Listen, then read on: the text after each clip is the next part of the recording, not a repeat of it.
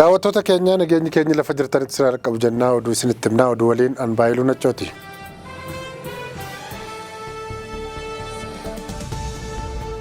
Itoophiyaa keessatti namoonni kitila 6,100 busaatiin qabamanii 1,000 kan caalu du'aniiru. Oromiyaan ammoo kanaan tokkoffaadha.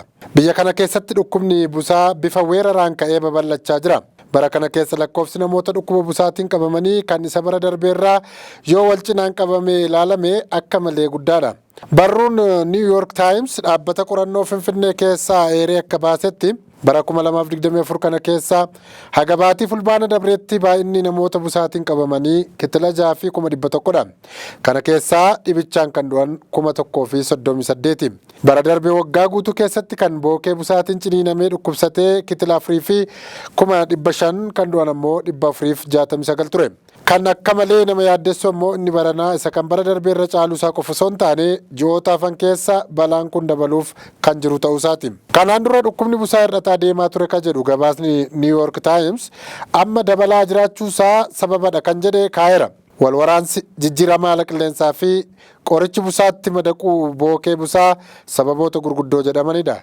Itoophiyaa keessaa weerara busaa kanaatiin akka malee miidhamaa jirti kan jedhamte Oromiyaan sadarkaa jalqabaarra kaa'amteetti. Waggootii 5 dabran guutuu Oromiyaa keessaa waraana bilisummaa Oromoo fi waraana mootummaa jidduutti itti fufinsaan lolli godhamuun akka manneen yaalaa tajaajila kennuu dadhaban qorichi naannoo dhibeen sun jiru akka hin geenyeef gufuu ta'uu fi gargaarsi namoomaa fi gorsaa uummata barbaadu bira ga'uu dhanqachuun rakkoo guddaadha jedhu New York Times fi jiddugalli qorannoo Armor Hansen. Humnoota lamaan kana gidduutti lolli godhamu Oromiyaa keessaa namoota kitila 1 fi walakkaa qeerraa buqqiseerasi.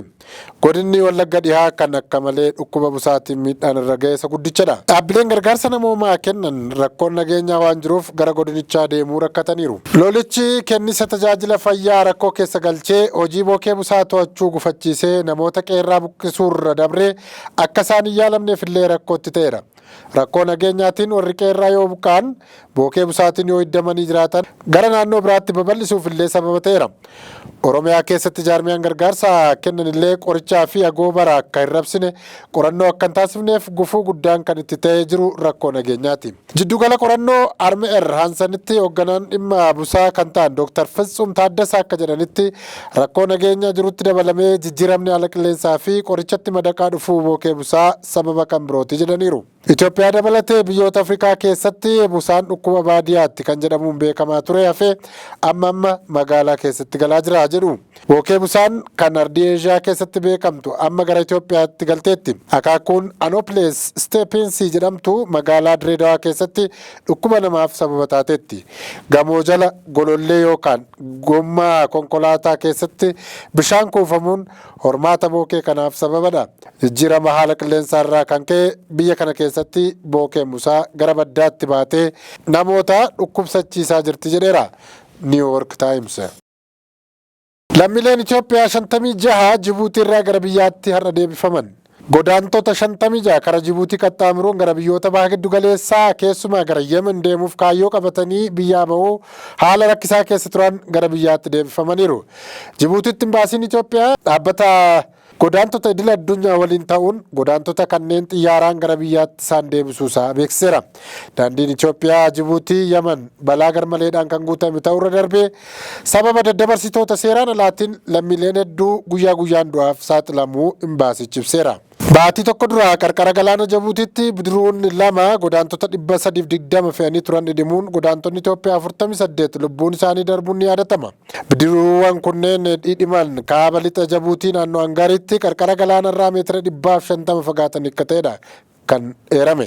Dabalataan eebila 2024 keessa bidiruun baay'inaan godaantota Itoophiyaa feetee qarqara Yemenitti dhidhimtee yoo xiqqaate namoonni 38 du'uun isaanii kan yaadatamu ture.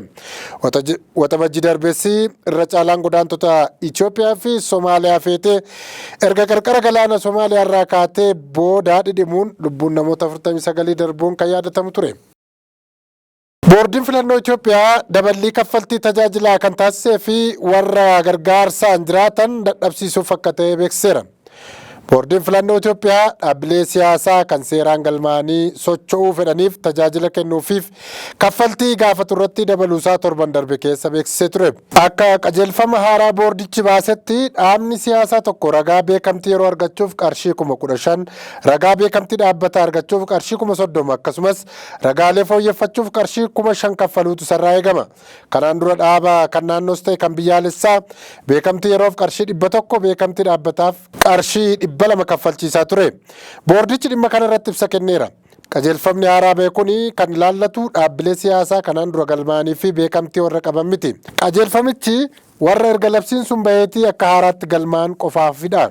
Ibsa haaraa kenneen akka jedhetti kaffaltii kana guddisuun kan barbaachisee fi dhaabbileen siyaasaa gariin deeggarsa maallaqaa boordicha irraa argatan qofaan warra jiraatan dadhabsiisuufidha jedhu.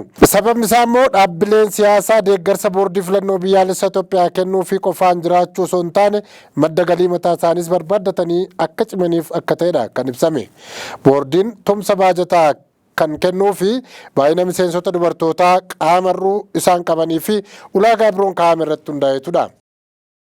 Somaalilaand biyya kamiin walii galtee taasisuuf mirga qabdii jedhan hoogganaan paartii mormituu biyyattii Muhammad Abdullahi Omar. Filannoo pireezidaantummaa Somaalilaand sadaasa dhufu gaggeeffamuun dura hooggantoonni paartii biyyaalessa Somaalilaand yookaan waddanii jedhamu paartii mormituu teessoo paarlaamaa harka caalu qaba.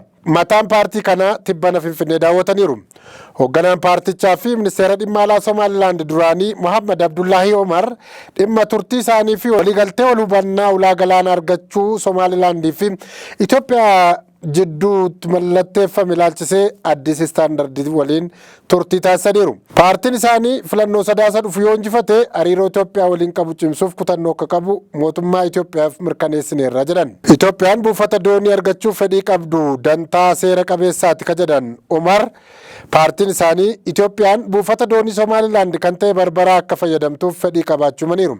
Tumsi gama kanaan jirus hooggansa keenya jalatti daran ni cima jechuun aangawaan kun himaniiru.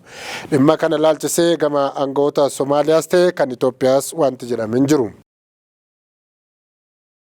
Egaan kabajamtoota daawwattoota keenyaa oduu har'aaf jenne kanumaan goolabnaa turtii gaarii isiniin jenna.